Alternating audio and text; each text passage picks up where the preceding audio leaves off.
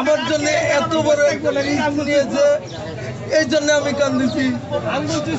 আজকে ফোনে ফোনে আমার কোরআন শরীফ আছে, আমাকে শিবির বলে চালাই দিচ্ছে। আজকে আপনারা যদি এখানে না থাকতেন, আপনারা যদি আমার কাছে না আসতেন, আমি যদি ফোনটা করার সুযোগ না পেতাম, আজকে আমি পত্রিকায়, আমি যে পত্রিকায় নিউজ করি সেই পত্রিকায় আমার নাম শিবির নেতা হিসেবে ছাপা হতো। আমি আমার প্রেস ক্লাব, আমার সাংবাদিক সবাইকে আমার সামনে পেয়ে আমি খুবই কৃতজ্ঞ। এবং এই বাঘের মুখ থেকে আমার, এই যে আমার সিংহর মতো আমাদের উদ্ধার করছেন। ওখানে কি ঘটনা ঘটেছিল?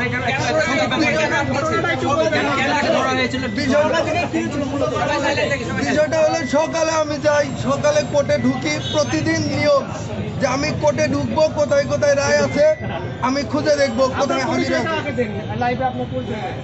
আমার নাম শেখ রহমতুল্লাহ, আমি বরেন্দ্র প্রেস ক্লাবের সদস্য, দৈনিক সানশাইন এবং দৈনিক বাংলাদেশের আলোতে কাজ করি।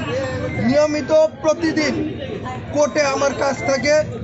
আমি জুনিয়র অ্যাডভোকেট, কোর্টে কাজ করা অবস্থায় আমি প্রতিদিন যে গুরুত্বপূর্ণ কোর্টগুলোতে খোঁজ খবর নেই, কোথায় কি ধরনের মামলা আছে।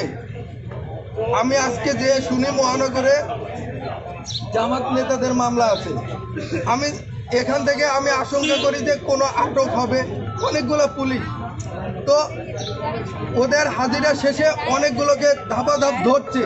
আমি এই জিনিসটা ভিডিও করা মাত্রই পুলিশের যে ঊর্ধ্বতন কর্মকর্তা আছে সে আমার ফোন কেড়ে নিয়েছে, আমার কোমরে বেল্ট চাপ দিয়ে ধরছে, বেটা গাড়ি তোর, তুই শিবির।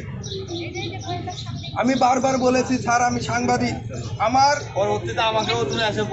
আমার ব্যাগের মধ্যে আমি দেখিয়েছি এই যে লিড নিউজ, সানশাইনের লিড নিউজ গত 4 তারিখে আমার পত্রিকায় আমার নিউজ ছাপা হয়েছে, এটা আমি দেখিয়েছি। বোঝাই বেটা তুই ভুয়া সাংবাদিক।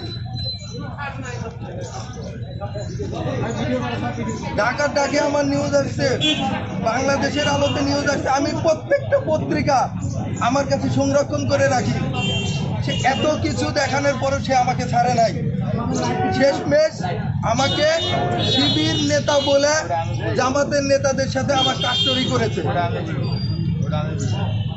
আজকে যদি আমার প্রেস ক্লাব আমার সামনে সাথে সাথে না থাকতো, আমি যদি আমার সাধারণ সম্পাদককে,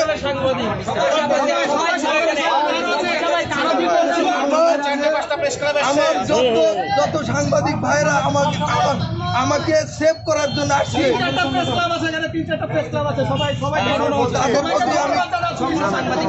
আমি তাদের প্রতি কৃতজ্ঞ। কারণ এখানে নিয়ে আসার পরে কেউ আপন থাকে না। ভাইয়ের সাথে আমার পরিচয় ছিল, ভাইকে বললাম, ভাই বললো যে আপনি চিন্তা করেন না, আমি ভাইদের জানাচ্ছি। আমি রেজাউল ভাইকে জানিয়েছি, ভাই আর অন্যান্য সাংবাদিক ভাইদের জানিয়েছে। আপনারা আসতেন, আমাকে সসম্মানে যে বের করেছেন, এজন্য আল্লাহর প্রতি কৃতজ্ঞতা, আপনাদের প্রতি কৃতজ্ঞতা জানাই ভাই।